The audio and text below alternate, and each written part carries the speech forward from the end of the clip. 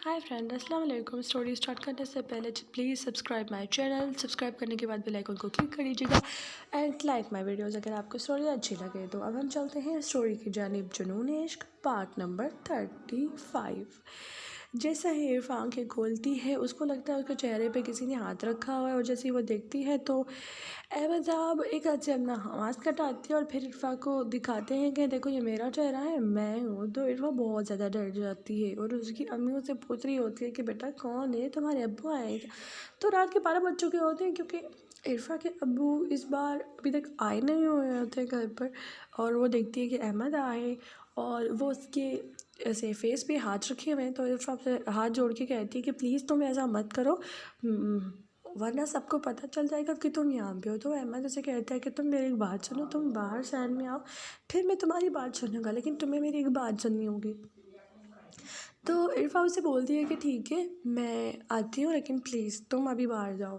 क्योंकि इरफा के साथ उसकी अम्मी भी लेटी हुई होती हैं और लाइट नहीं होती है और वो सो रही होती हैं। इरफा के भाई और उसका अब्बू अभी तक घर नहीं आया हुआ होता है। तो अहमद पता नहीं कैसे उसके घर पे आ जाता है, इरफा को पता नहीं चलता। और फिर इरफा भी बाहर शहर में आ जाती है और इरफा कहती है कि ये क्या हरकत थी। तो वो कहता है कि तुम मेरी कॉल्स पिक नहीं करोगी, मुझसे बात नहीं करोगी, तो मैं यही कर सकता हूँ, मैं क्या कर सकता हूँ। इरफा ने कहा कि मतलब तुम्हारी जैसी इंसान की ऐसी अजीब फितरत अभी सामने आ रही है, अगर पहले तुम ऐसे तो नहीं थे। तो वो कहता है कि मैं हमेशा से ऐसा था, लेकिन कभी हिम्मत नहीं हो पाई कि मैं तुम्हारी ज़िंदगी कभी इस तरह से आ जाऊँ तुम्हें देखने के लिए। अच्छा, तब हिम्मत नहीं हो पाई तो अभी हिम्मत क्यों की है तुमने? देखो, तब कोई रिलेशन नहीं था ना हमारा दुनिया की नज़रों में, अब तो रिलेशन है ना। रिलेशन है तो सो व्हाट। सो व्हाट का मतलब ये कि जब तक अगर तुम मेरी कॉल्स पिक नहीं करोगे, मैं तुम्हारे घर में ऐसे ही आते रहता है। अहमद, सिर्फ चंद दिनों की तो बात है, तुम फिर भी ऐसे साउंड कर रही हो। इरफा, कितनी आसानी से बोल दिया ना तुमने, चंद दिनों की बात है। अब चंद दिन मैं तुम्हें अपने साथ नहीं देखूंगा, तुम्हें पता है मुझे कितना हर्ट फील होगा।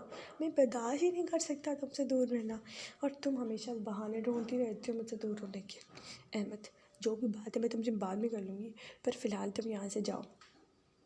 तो इरफा को चेहरा देखकर अहमद कह रहा होता है कि यार ऐसा नहीं कि तुम मुझे पानी का पूछो और तुम मुझे भगाने की कर रही हो। अहमद, जब तुम हम घर में होंगे ना और फिर हम इस तरह साउंड करेंगे, अभी क्या मोहल्ले में खड़े हैं।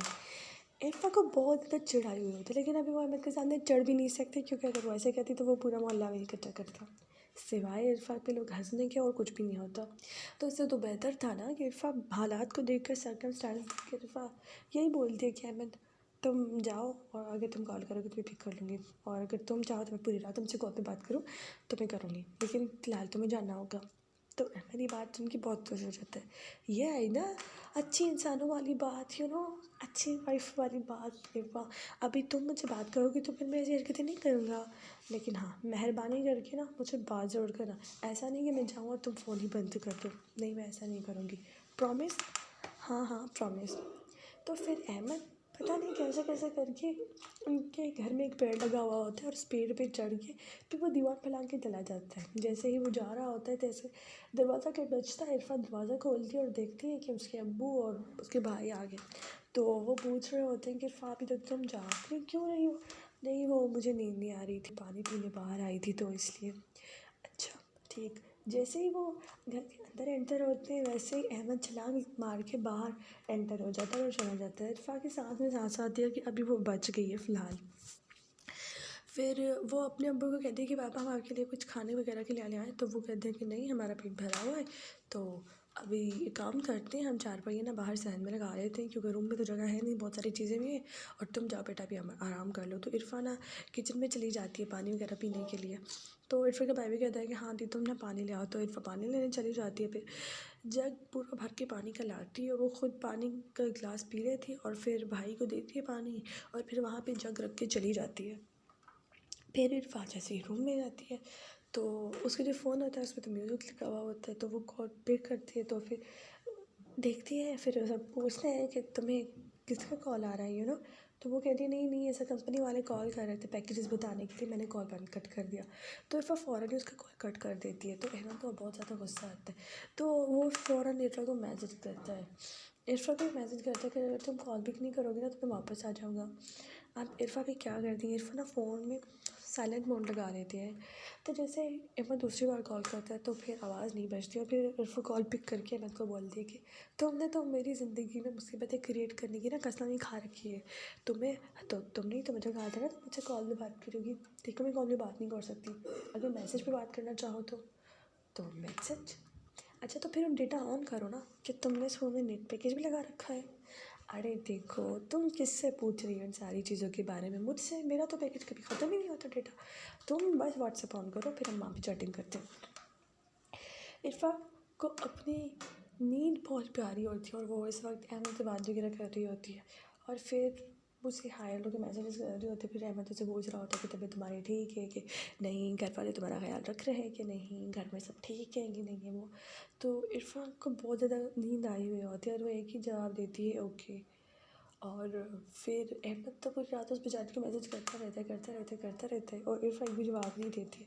अहमद को बहुत गुस्सा आता है। अहमद कहता है कि इरफा ने मुझसे तो प्रॉमिस किया था कि पूरी रात जाकर मुझसे बात करेगी और ख़ुद माई रानी सो गई है। क्योंकि अहमद को जब भी गुस्सा आता था ना, वो किसी को भी माई रानी बोल देता था, क्योंकि अगर वो जिसको भी माई रानी बोलता था मतलब उसकी बैंड बजने वाली है। कॉलेज में जब अहमद किसी एक लड़की से बात करता था ना, तो सबको वो यही बोलता था ना, तुम पता नहीं खुद को क्या समझते हो ना। तो फिर वो यही डायलॉग मारता था, फिर उस लड़की की बैंड ज़रूर बजती थी, क्योंकि फिर अहमद अपने शैतानी दिमाग से कोई शैतानी चाल चल के लड़की को एम्बेरस ज़रूर फील करवा देता था। तो उस वजह से इरफा को ये बात पता नहीं थी, लेकिन अहमद अपने दिमाग में प्लान बना चुका था। तुम्हारी वजह से मेरी रात की नींद ख़राब होगी, मैंने तुम्हें मैसेज किया था पर तुमने एक भी रिप्लाई नहीं दिया ना, अब तो तुम्हें उसका पेनल्टी तो देना ही पड़ेगा।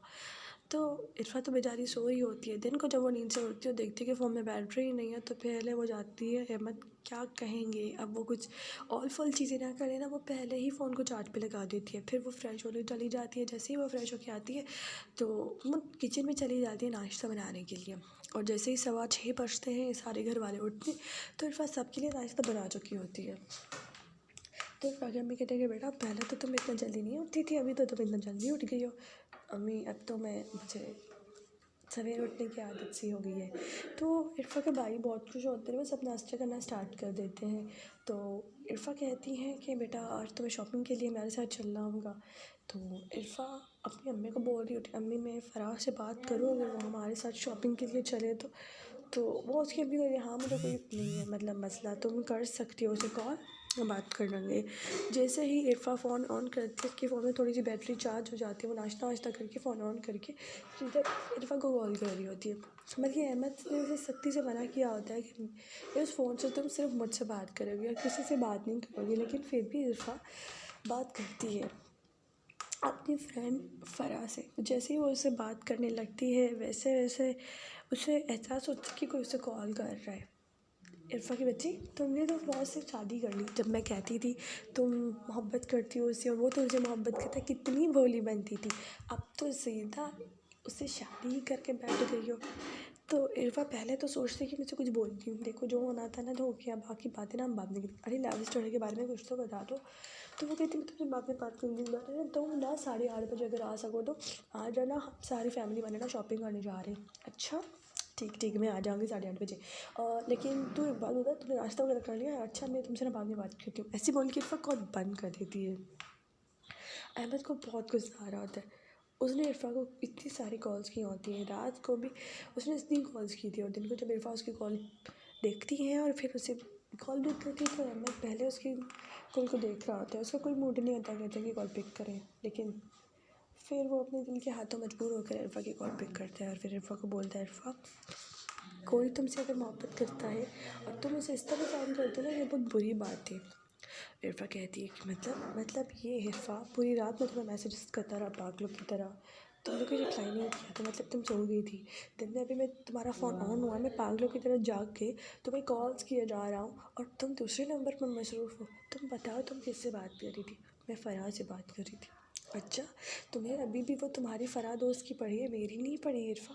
तुम्हें कायनात के हर इंसान की वैसे पड़ी होती है, वैसे मेरी नहीं पड़ी होती तुम्हें कुछ भी। इरफा अहमद से कहती है कि देखो हम शॉपिंग करने के लिए जा रहे हैं। अच्छा तो तुम शॉपिंग करते वक्त मेरे से वीडियो कॉल पे बात कर सकती हो इरफा, क्योंकि मैं चाहता हूँ कि तुम जहाँ जहाँ जाओ मैं वहाँ वहाँ वो चीज़ें देख पाऊँ कि तुमने क्या क्या ख़रीदा है। इरफा कहती है कि आपको ना थोड़ा अपने ऊपर फोकस करना चाहिए। हम चंद दिनों में एक साथ आ तो रहे, फिर आप क्यों एक एक पल मुझ पर। इरफा, तुम मेरे से इतना रूडली बिहेव कैसे कर सकती हो? अगर मैंने कहा है कि जब तुम शॉपिंग करने जाओगी तो एक एक पल मैं तुम्हें देखूँगा, वीडियो कॉल पे तुम रहोगी, तो मतलब तुम रहोगी। इरफा को अहमद की ये सारी बातें ना बकवास लगती हैं और इरफा से कहती है, अहमद एक बात कहूँ मैं तुमसे? हाँ बोलो। एक काम करो, तुम्हें मैं पूरा एड्रेस दे दूँगी कि फ़लाँ जगह आ जाना, फिर ना हमारी फैमिली के साथ तुम भी हमारे साथ चल के ना शॉपिंग करने में हेल्प करवाना। ये तो बहुत अच्छा आइडिया है इरफा, फिर तो मैं आ जाऊँगा तुम्हारी हेल्प करने के लिए शॉपिंग में, फिर तो वीडियो कॉल का भी मसला नहीं रहेगा। अहमद, मैं तो तुम्हें ऐसी बातें चिढ़ाने के लिए बोली थी, तुम सच में आ जाओगे? और मेरी फैमिली मेम्बर्स, अरे तुम्हारे फैमिली मेम्बर्स को कोई बुरा नहीं लगेगा, मैं दूर दूर से तुम्हें देखता रहूँगा, क्योंकि तुम्हें देख तो सकता हूँ ना, मैं टच नहीं कर सकता, देख तो सकता हूँ ना। अभी हक तुम मुझसे नहीं झेल सकती इरफा। वैसे तो तुम्हें सारी प्रॉब्लम्स परेशानियाँ तभी होती हैं जब तुम्हें मुझसे बात वगैरह करनी होती है, तो अब तो तुम्हें कोई परेशानी वगैरह भी नहीं होगी ना। तो बस उसे तो वैसे चिढ़ाने वो के अपनी लिए गाड़ी बोलती उनकी हैं गाड़ी के लेकिन पीछे साहब तो लगा देते हैं, बिल्कुल और तैयार फिर खड़े जहाँ होते जहाँ हैं वो कि जा वो रहे बुलाए होते हैं और वो वहाँ वहाँ वहाँ पे आ रहे आ होते जाए। हैं। और फिर सारे इस लोग बीच में वो जैसे इरफा को वेकेशन कॉल में करके रेत पर पूछ जो रहा होता है बैठते कि हुए जा हाँ भाई रहे कैसे होते हो हैं तुम, और ये वैसे सब फ़रात देख रही होती है।